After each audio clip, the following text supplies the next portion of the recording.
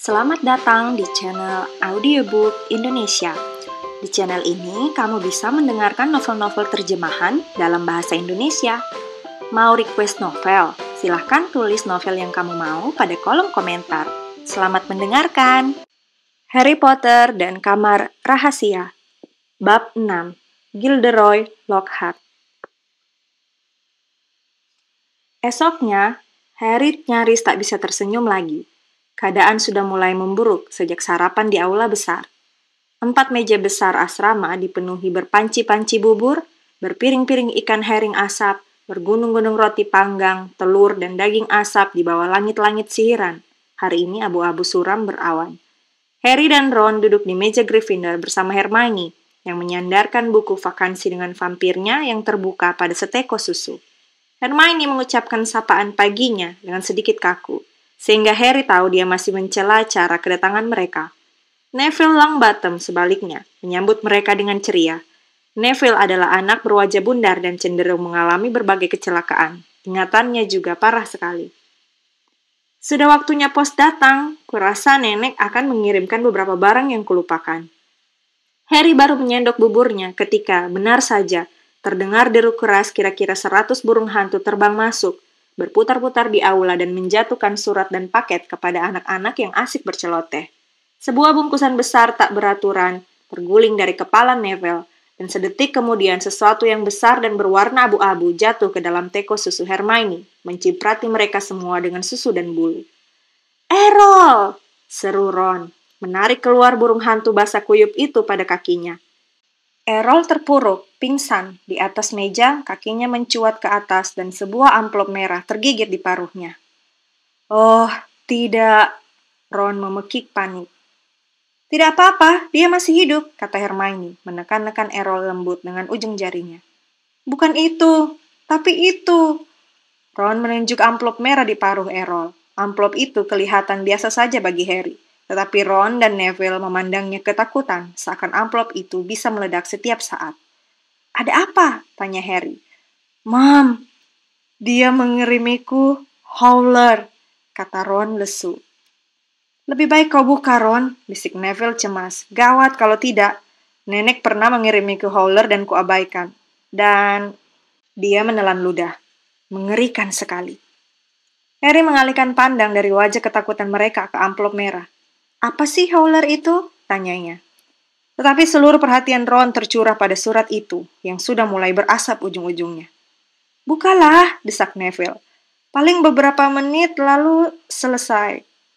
Ron mengulurkan tangan yang gemetar, menarik amplop itu dari paruh Errol dan membukanya. Neville menjejalkan jari ke lubang telinganya. Sedetik kemudian Harry tahu kenapa. Sekejap dikiranya amplop itu meledak. Teriakan keras sekali membahana memenuhi aula besar itu, merontokkan debu-debu dari langit-langitnya. "Mencuri mobil! Aku tidak akan kaget kalau mereka mengeluarkanmu. Tunggu sampai aku ketemu kau. Pasti kau tidak berpikir bagaimana kaget dan cemasnya ayahmu dan aku ketika melihat mobil sudah tidak ada." Teriakan Mrs. Weasley 100 kali lebih keras daripada biasanya, membuat piring-piring dan sendok-sendok berkeretak di atas meja. Suaranya bergaung memekakan telinga di dinding-dinding batu. Anak-anak di aula berputar di tempat duduk mereka untuk melihat siapa yang menerima Howler. Ron merosot rendah sekali di kursinya, sampai hanya kepalanya yang merah yang kelihatan. "Surat dari Dumbledore semalam. Ayahmu nyaris mati saking malunya. Kami tidak membesarkanmu untuk bersikap seperti ini. Kau dan Harry bisa mati." Harry sudah bertanya-tanya dalam hati kapan namanya akan muncul. Dia berusaha keras bersikap, seakan tidak mendengar suara yang membuat gendang telinganya berdenyut-denyut. "Benar-benar menjijikkan. Ayahmu akan diinterogasi di kantornya. Salahmu sepenuhnya dan kalau melanggar peraturan lain sedikit saja, kami akan langsung membawamu pulang." Aula sunyi senyap. Amplop merah yang terjatuh dari tangan Ron menyala lalu tergulung menjadi abu. Harry dan Ron duduk terpaku, seakan baru disapu gelombang besar. Beberapa anak tertawa dan sedikit demi sedikit celoteh rame mulai terdengar lagi. Hermione menutup buku vakansi dengan vampir dan menunduk memandang puncak kepala Ron. "Aku tak tahu apa yang kau harapkan, Ron, tapi kau..." "Jangan bilang aku layak menerimanya," gertak Ron. Harry mendorong buburnya menjauh. Dia merasa sangat bersalah. Mr. Weasley akan diinterogasi di kantornya setelah kebaikan Mr. dan Mrs. Weasley terhadapnya selama musim panas. Tetapi dia tak punya banyak waktu untuk berlama-lama mencemaskan hal ini. Profesor McGonagall berjalan mengelilingi meja Gryffindor, membagikan jadwal. Harry mengambil jadwalnya dan melihat 2 jam pertama mereka adalah herbologi, bareng dengan Hufflepuff. Harry, Ron, dan Hermione meninggalkan kastil bersama-sama, menyeberangi kebun sayur dan menuju rumah-rumah kaca, tempat tanaman-tanaman gaib dipelihara. Paling tidak, Howler sudah menghasilkan satu hal baik. Hermione kelihatannya berpendapat mereka sudah cukup mendapat hukuman dan sudah ramah seperti biasa lagi. Mendekati rumah-rumah kaca, mereka melihat anak-anak lain sudah berdiri di depannya, menunggu Profesor Sprout. Harry, Ron, dan Hermione baru saja bergabung dengan mereka ketika Profesor Sprout muncul di seberang halaman berumput, ditemani Gilderoy Lockhart. Lengan Profesor Sprout diperban di sana-sini, dan dengan entakan rasa bersalah lagi, Harry melihat dedalu perkasa di kejauhan. Beberapa dahannya sekarang memakai kain gendongan. Profesor Sprout adalah penyihir wanita pendek gemuk yang memakai topi bertambal di atas rambutnya yang berterbangan. Biasanya wajah dan pakaiannya berlumuran tanah, dan kukunya akan membuat Bibi Petunia pingsan. Gilderoy Lockhart sebaliknya, sangat rapi dan bersih. Jubahnya yang berwarna hijau toska melambai. Rambutnya yang keemasan berkilau di bawah topi hijau toska berpelipit emas yang bertengger sempurna di atas kepalanya. "Oh, halo anak-anak," sapa Lockhart, tersenyum kepada kerumunan anak-anak. "Baru saja menunjukkan kepada Profesor Sprout bagaimana mengobati dedalu perkasa. Tapi aku tak mau kalian mengira aku lebih pintar dari dia dalam herbologi. Kebetulan saja aku pernah bertemu beberapa tanaman eksotis dalam perjalananku." "Rumah kaca nomor 3 hari ini, anak-anak," kata Profesor Sprout yang kelihatan jelas jengkel, tidak ceria seperti biasanya. Terdengar gumam tertarik. Selama ini mereka cuma belajar di rumah kaca nomor 1. Rumah kaca nomor 3 berisi tanaman yang jauh lebih menarik dan berbahaya. Profesor Sprout menarik kunci besar dari ikat pinggangnya dan membuka pintu. Terendus oleh Harry bau tanah lembab dan pupuk, bercampur dengan wangi tajam bunga-bunga sebesar payung yang bergantungan dari langit-langit. Harry baru mau mengikuti Ron dan Hermione masuk ketika tangan Lockhart terjulur. "Harry, aku ingin bicara. Kau tidak keberatan kalau dia terlambat beberapa menit kan, Profesor Sprout?" Dinilai dari cibiran Profesor Sprout, dia sebetulnya keberatan, tetapi Lockhart berkata, "Terima kasih," dan menutup pintu rumah kaca di depan wajah Profesor Sprout. "Harry," kata Lockhart, giginya yang putih besar-besar berkilauan tertimpa cahaya matahari ketika dia menggelengkan kepala. "Harry, Harry, Harry." Saking kagetnya Harry, tidak bicara apa-apa. "Waktu aku dengar, ya, tentu saja semua itu salahku, rasanya ingin kutendang diriku sendiri." Harry sama sekali tak mengerti apa yang dibicarakannya. Dia baru akan berkata begitu ketika Lockhart meneruskan. "Belum pernah aku seterkejut ini. Menerbangkan mobil ke Hogwarts. Ya, tentu saja. Aku langsung tahu kenapa kau lakukan itu. Jelas sekali. Harry, Harry, Harry." Hebat sekali, bagaimana dia bisa menunjukkan masing-masing giginya yang berkilauan bahkan pada saat dia tidak bicara. "Ku beri kau sekecap kepopuleran, kan?" kata Lockhart. "Kau langsung ketularan. Kau tampil di halaman depan surat kabar bersamaku dan kau tak bisa menunggu lebih lama untuk tampil lagi." "Oh, tidak, Profesor, begini.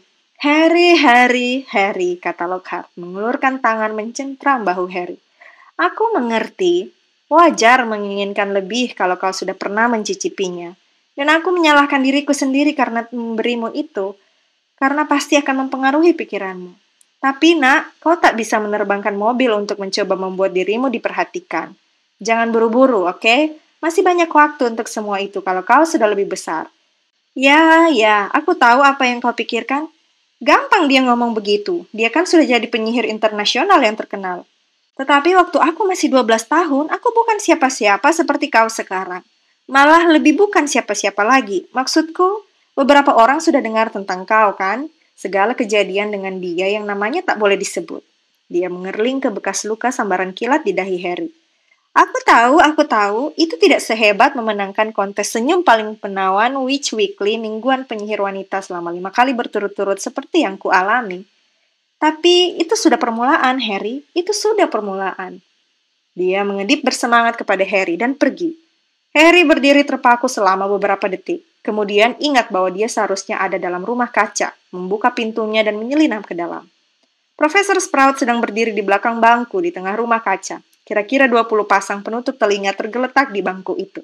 Ketika Harry sudah mengambil tempat di antara Ron dan Hermione, Profesor Sprout berkata, "Kita akan mengganti pot Mandrake hari ini. Nah, ada yang bisa menjelaskan kegunaan Mandrake?" Tak ada yang heran ketika tangan Hermione paling dulu terangkat. Mandrake atau Mandragora adalah restoratif atau obat penyembuh yang sangat manjur, kata Hermione, terdengar seperti biasanya. Seakan dia sudah menelan seluruh buku pelajarannya. Mandrake digunakan untuk mengembalikan orang yang sudah ditransfigurasi atau dikutuk ke wujudnya semula. Bagus sekali, 10 angka untuk Gryffindor, kata Profesor Sprout. Mandrake merupakan bahan paling penting bagi banyak obat penangkal racun. Meskipun demikian, Mandrake juga berbahaya. Siapa yang tahu kenapa? Tangan Hermione nyaris menyenggol kacamata Harry ketika mengacung ke atas lagi. Jeritan Mandrake bisa berakibat fatal bagi siapa saja yang mendengarnya, katanya segera. Persis, dapat 10 angka lagi, kata Profesor Sprout. Nah, Mandrake yang kita punya di sini masih muda sekali. Dia menunjuk sederet nampan tinggi sambil berbicara dan semua anak bergerak maju agar bisa melihat lebih jelas. Kira-kira 100 tanaman kecil yang menggerembul seperti jambul berwarna hijau keunguan tumbuh berderet-deret dalam nampan itu. Kelihatannya biasa saja bagi Harry yang sama sekali tak paham apa yang dimaksud Hermione dengan jeritan Mandrake. Masing-masing ambil sepasang tutup telinga, kata Profesor Sprout. Terjadi kehebohan ketika masing-masing berebut mengambil tutup telinga yang bukan merah jambu dan berbulu. Kalau ku minta dipakai, pastikan telinga kalian tertutup sepenuhnya, kata Profesor Sprout. Kalau sudah aman untuk membuka penutup telinga, ku beri tanda dengan mengangkat ibu jari. Siap? Pasang tutup telinga. Harry memasang tutup telinganya. Langsung tak terdengar bunyi apapun. Profesor Sprout memasang tutup telinga merah jambu berbulu ke telinganya. Menggulung lengan jubahnya, memegang erat salah satu tanaman dan menariknya kuat-kuat. Harry terpekik kaget, tetapi tak ada yang mendengarnya. Alih-alih akar, seorang bayi kecil berlumpur dan sangat jelek tercabut dari tanah. Daun-daun tumbuh di kepalanya, kulitnya pucat kehijauan, berbercak-bercak dan dia menangis menjerit-jerit keras sekali. Profesor Sprout mengambil pot besar dari bawah meja dan mencemplungkan si Mandrake ke dalamnya, menimbunnya dengan kompos hitam lembab sampai tinggal gerumbul daunnya yang kelihatan. Profesor Sprout menyeka tangannya, memberi kode dengan mengangkat kedua ibu jarinya, lalu membuka tutup telinganya sendiri. Mengingat Mandrake kita masih semayan, jeritan mereka belum akan membunuh, katanya kalem, seakan dia baru melakukan hal yang tidak lebih seru dari menyiram begonia. Meskipun demikian, mereka akan membuat kalian pingsan selama beberapa jam, dan karena aku yakin tak seorang pun dari kalian mau ketinggalan hari pertama sekolah, pastikan tutup telinga kalian terpasang dengan benar sementara kalian bekerja. Aku akan menarik perhatian kalian kalau sudah tiba waktunya berkemas. 4 anak, 1 nampan. Ada banyak persediaan pot di sini. Komposnya dalam karung di sana itu, dan hati-hati terhadap tentakula berbisa. Dia sedang tumbuh gigi. Profesor Sprout memukul keras tanaman merah tua berduri sambil berbicara, membuat tanaman itu menarik kembali sulur panjangnya yang diam-diam sudah merayap ke bahunya. Seorang anak laki-laki Hufflepuff berambut keriting bergabung dengan Harry, Ron, dan Hermione. Harry tahu anak itu, tapi belum pernah bicara dengannya. Justin Finch Fletchley, katanya ramah menjabat tangan Harry. Aku tahu siapa kau, tentu saja. Harry Potter yang terkenal. Dan kau, Hermione Granger, selalu nomor 1 dalam segala hal. Hermione berseri-seri sementara tangannya juga dijabat.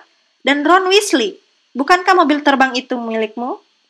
Ron tidak tersenyum, pikirannya masih dipenuhi Howler. Si Lockhart itu hebat ya, kata Justin riang saat mereka mulai mengisi pot mereka dengan kompos kotoran naga. Bukan main pemberaninya. Kalian sudah baca buku-bukunya? Aku pasti mati ketakutan kalau disudutkan di box telepon oleh manusia serigala. Tapi dia tetap tenang dan zap, sungguh luar biasa. Namaku sudah terdaftar di Eton sebetulnya. Tak bisa kuceritakan betapa senangnya aku bisa masuk sini. Tentu saja ibuku agak kecewa, tetapi setelah aku menyuruhnya membaca buku-buku Lockhart, kurasa dia mulai bisa melihat betapa bergunanya punya penyihir terlatih dalam keluarga. Sesudah itu mereka tak punya banyak kesempatan untuk bicara. Tutup telinga sudah dipakai lagi dan mereka perlu berkonsentrasi pada Mandrake. Waktu Profesor Sprout yang melakukannya, kelihatannya gampang sekali, tetapi kenyataannya tidak. Mandrake-mandrake itu tidak suka dikeluarkan dari tanah, tetapi rupanya dikembalikan juga tidak suka. Mereka menggeliat, menendang, memukul-mukul dengan tinju mereka yang tajam dan menggertak-gertakkan gigi. Harry menghabiskan 10 menit sendiri untuk memasukkan kembali satu mandrake gemuk ke dalam pot. Pada akhir pelajaran, Harry, seperti juga yang lain, berkeringat, badannya sakit semua dan berlumuran tanah. Mereka berjalan lesu kembali ke kastil untuk mandi. Setelah itu, anak-anak Gryffindor bergegas untuk pelajaran transfigurasi. Pelajaran Profesor McGonagall selalu susah, tetapi hari ini istimewa susahnya. Segala sesuatu yang telah dipelajari Harry selama 1 tahun kelihatannya sudah merembes keluar dari kepalanya selama musim panas. Dia disuruh mengubah kumbang menjadi kancing, tetapi yang berhasil dilakukannya hanyalah membuat si kumbang banyak berolahraga, karena si kumbang berlarian di atas meja menghindari tongkatnya. Ron menghadapi masalah yang lebih parah. Dia sudah menambal tongkatnya dengan Spelotop, selotip sihir. Tapi rupanya tongkatnya sudah kelewat rusak dan tidak bisa diperbaiki. Tongkat itu berkali-kali berderik dan mengeluarkan bunga api pada saat-saat yang tak terduga. Dan setiap kali Ron mencoba mentransfigurasi kumbangnya, tongkat itu menyelubunginya dengan asap tebal abu-abu yang baunya seperti telur busuk. Karena tak bisa melihat apa yang dilakukannya, tanpa disengaja kumbangnya terpencet sikunya sampai mati, dan dia terpaksa minta kumbang baru. Profesor McGonagall tidak senang melihatnya. Harry lega mendengar bunyi bel makan siang. Otaknya terasa bagai spons yang diperas. Semua orang meninggalkan ruang kelas, kecuali dia dan Ron, yang menyabet-nyabetkan tongkatnya dengan sebal ke meja. Tolol, tak berguna. Tulis surat ke rumah minta ganti, Harry menyarankan ketika tongkat itu mengeluarkan sederet letusan keras seperti petasan. Oh, ya, biar dapat howler lagi, kata Ron menjejalkan tongkatnya yang sekarang berdesis ke dalam tasnya. Salahmu sendiri, tongkatmu patah. Mereka turun untuk makan siang. Suasana hati Ron tidak menjadi lebih baik melihat Hermione memamerkan kepada mereka segenggam kancing jaket sempurna yang dihasilkannya dalam pelajaran transfigurasi. Sore ini pelajaran apa? Tanya Harry, buru-buru mengubah topik pembicaraan. Pertahanan terhadap ilmu hitam, jawab Hermione segera. Kenapa? Tuntut Ron menyambar daftar pelajaran Hermione. Kau menggarisbawahi semua pelajaran Lockhart dengan hati kecil-kecil? Dengan marah, Hermione merebut kembali daftar pelajarannya. Wajahnya merah. Mereka menyelesaikan makan siang, lalu ke halaman. Udara mendung. Hermione duduk di undakan dan membenamkan hidungnya ke buku vakansi dengan vampir lagi. Harry dan Ron berdiri mengobrol tentang Quidditch selama beberapa menit sebelum Harry sadar bahwa ada yang mengawasinya. Mendongak, dia melihat anak laki-laki sangat kecil berambut seperti tikus yang semalam dilihatnya sedang memakai topi seleksi. Anak itu terpesona menatap Harry. Dia memegangi sesuatu yang kelihatannya seperti kamera biasa magal. Begitu Harry memandangnya, wajah anak itu langsung merah padam. Baik-baik saja, Harry. Aku Colin Creevy, katanya terengah, ragu-ragu maju selangkah. Aku juga di Gryffindor. Apakah menurutmu tidak apa-apa kalau... Bolehkah aku mengambil fotomu? Katanya mengangkat kameranya penuh harap. Foto?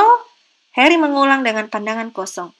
Supaya aku bisa membuktikan aku sudah bertemu kau, kata Colin Creevy bersemangat, maju lebih dekat lagi.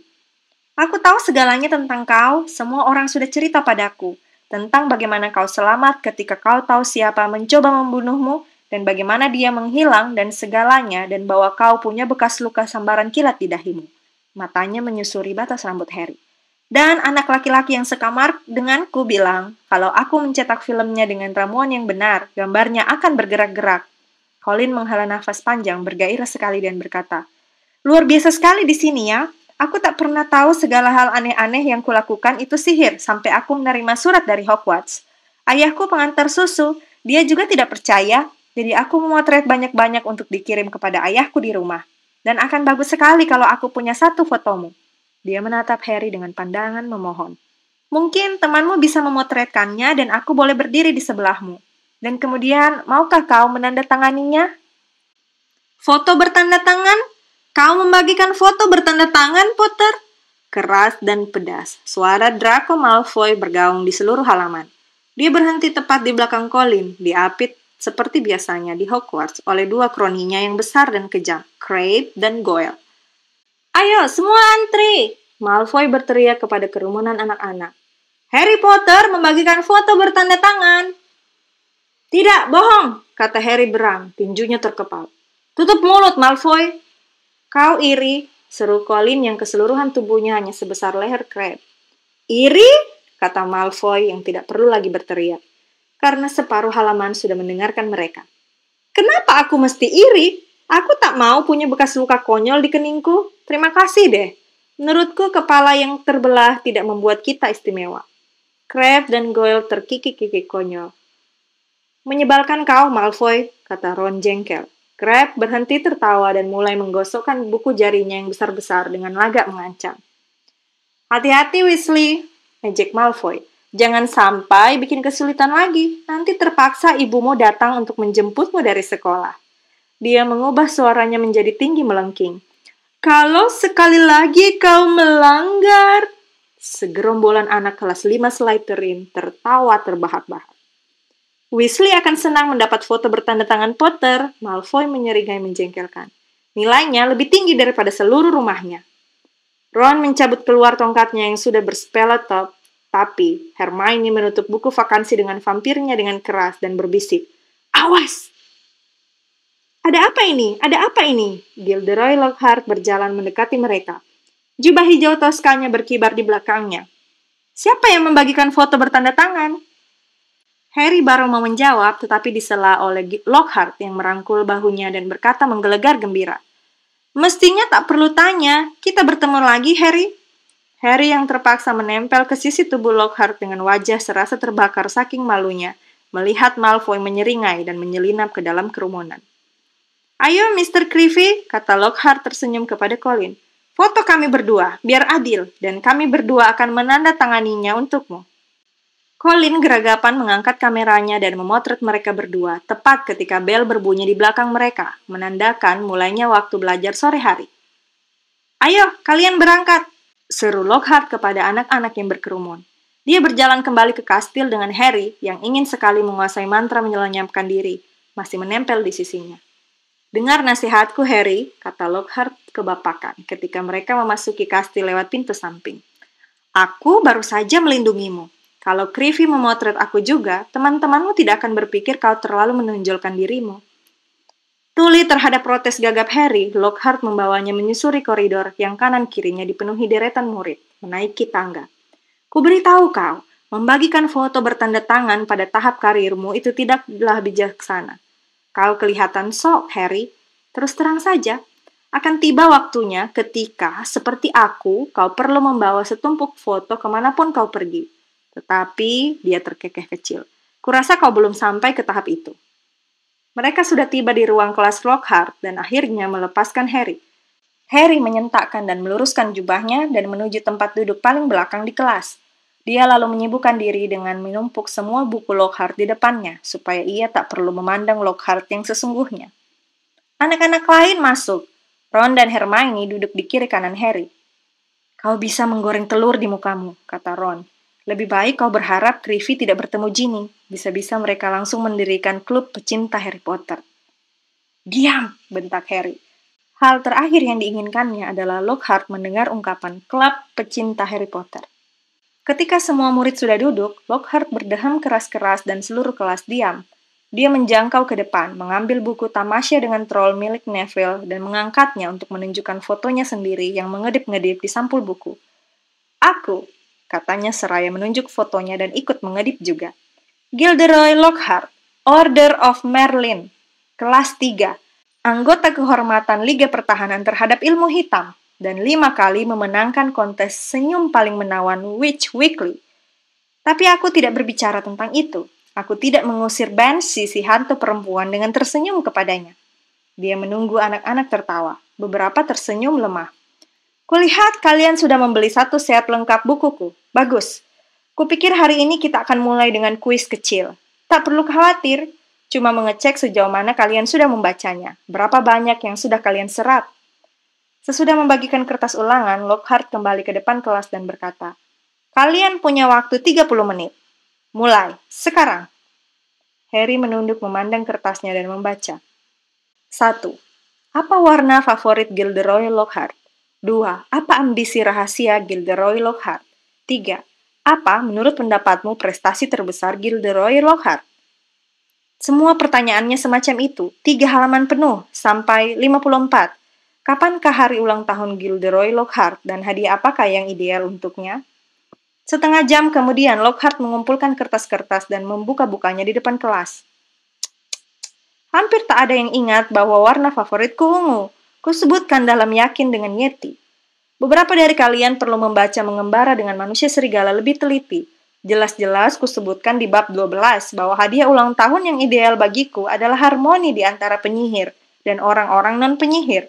Meskipun aku tak akan menolak sebotol besar whisky api tua Ogden. Sekali lagi dia mengedip nakal. Ron sekarang menatap Lockhart dengan ekspresi tak percaya. Seamus Finnegan dan Dean Thomas yang duduk di depan sampai terguncang berusaha menahan tawa. Hermione sebaliknya, mendengarkan Lockhart dengan penuh perhatian dan tersentak kaget ketika Lockhart menyebut namanya. Tetapi Miss Hermione Granger tahu bahwa ambisi rahasiaku adalah membersihkan dunia dari kejahatan dan memasarkan rangkaian produk perawatan rambutku sendiri. Anak pintar. Bahkan, dia membalik kertas Hermione. Betul semua. Yang mana Miss Hermione Granger? Hermione mengangkat tangannya yang gemetar. Luar biasa, Lockhart tersenyum. Sungguh luar biasa. 10 angka untuk Gryffindor. Nah, kembali ke pelajaran. Dia menunduk ke belakang mejanya dan mengangkat sangkar besar berselubung ke atasnya. Sekarang, awas. Tugaskulah mempersenjatai kalian untuk menghadapi makhluk-makhluk mengerikan yang dikenal di dunia sihir. Kalian mungkin akan menghadapi ketakutan terbesar kalian di ruangan ini. Asal tahu saja, malapetaka tak akan menimpa kalian selama aku di sini. Yang kuminta hanyalah kalian tetap tenang. Di luar kemauannya, Harry melongok dari balik buku untuk bisa melihat sangkar lebih jelas. Lockhart meletakkan tangannya di atas selubung. Dean dan Seamus sudah berhenti tertawa sekarang. Neville gemetar ketakutan di tempat duduknya di deretan paling depan. Kuminta kalian jangan menjerit, kata Lockhart dengan suara rendah. Jeritan kalian bisa memprovokasi mereka. Sementara seluruh kelas menahan nafas, Lockhart menyentakkan selubungnya.